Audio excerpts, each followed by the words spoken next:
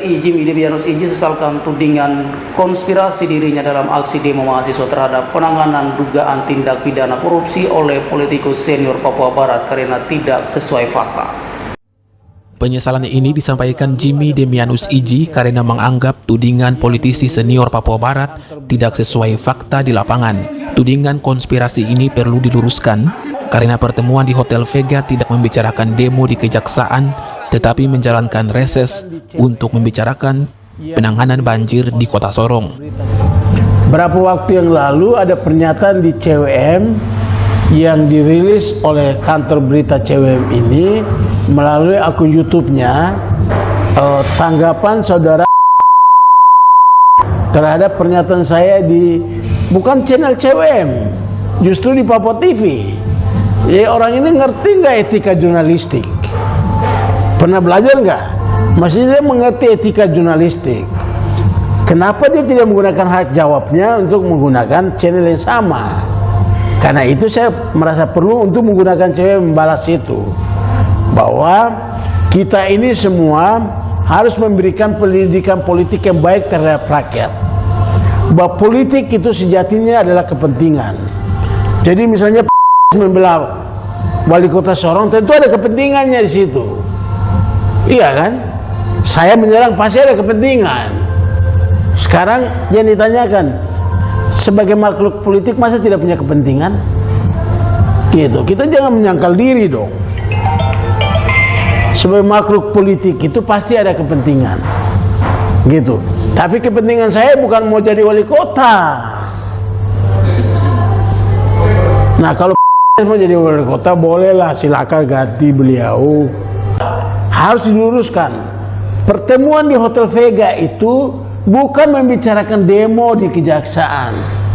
Karena hari itu saya dalam melaksanakan tugas reses saya, acara pertemuan dengan Kepala Balai PUPR se-Papua Barat untuk bicara tentang bagaimana penanganan banjir di Kota Sorong.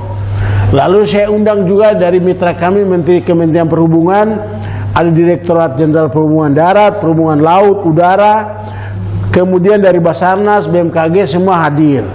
Dan kita bicarakan masalah itu. Tidak berbicara soal setting-settingan aksi. Emang saya Direktur PT Aksi. Mungkin punya jabatan itu, mungkin. Gitu.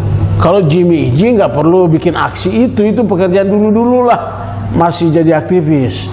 Sekarang kita sudah jadi anggota dewan yang terhormat, masa pergi urus yang gitu-gitu? Gitu.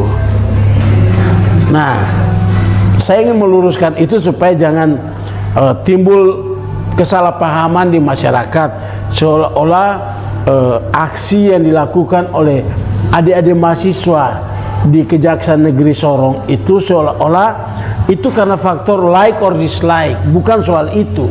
Bahwa mahasiswa punya panggilan moral untuk bagaimana anggaran yang negara sediakan itu digunakan semaksimal mungkin untuk kemajuan dan kesejahteraan rakyat, dan terutama dalam memperkuat integrasi bangsa.